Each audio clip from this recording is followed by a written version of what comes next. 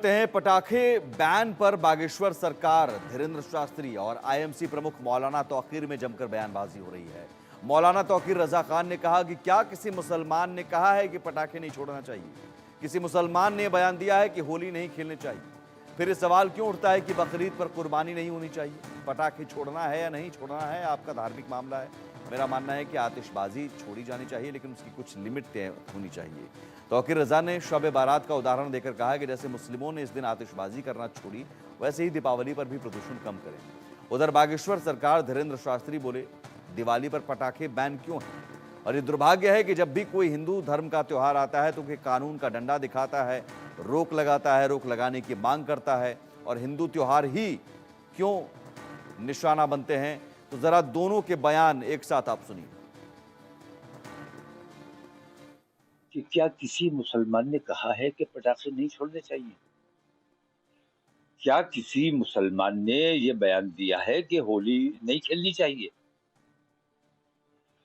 फिर ये सवाल क्यों उठ रहा है कि बकरीद पे कुर्बानी नहीं होनी चाहिए?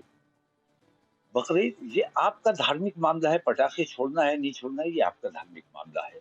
मेरा मानना यह है कि आतिशबाजी छोड़ी जानी चाहिए, लेकिन इसकी कुछ लिमिट तय होनी चाहिए।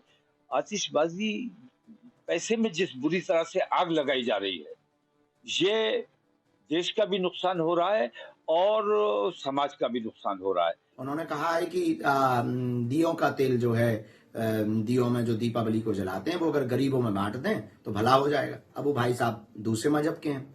हम उनसे ये कहना चाहते हैं कि बकरीद पर जो तुम रुपया खर्च करते हो, इतने बकरे काटते हो, वो रुपया ना खर्च करके और बकरों को ना काट कर, उनकी कुर्बानी ना दे करके जीव हिंसा भी बचेगी, वो रुपया भी गरीबों में बांट दो। हजास, इजराइल, यूक्रेन, रूस 4 साल से लगातार दीपावली मना रहा है, वो भी यार दीपावली, तब प्रदूषण नहीं हो रहा है। हिंदुओं का त्योहार आता है तो इनके ज्ञान तुरंत आने लगते हैं कि होली को जो है पानी खराब होता है, दीपावली को प्रदूषण होता है। अरे भाई, 1 जनवरी को भी तो बहुत से पटाखे जलाए जाते हैं, तब नहीं होता है, तब फिर इनका ज्ञान चला जाए। ये दोहरा दोगलापन, हिंदुओं के त्योहारों पर लगातार कमेंटबाजी अब नहीं चलेगी। हमने तो सुतली बम खरीद लिया है और ये मूर्खानंद ज्यादा करेंगे तो इन्हीं के दरवाजे पे फोड़ेंगे। किस तरीके से मनाएंगे फिर इस बार दिवाली आप? हमने तो सुतली बम खरीदा है, फुलझड़ियां खरीदी हैं, बिल्कुल जलाएंगे और खूब पटाखे लगाएंगे।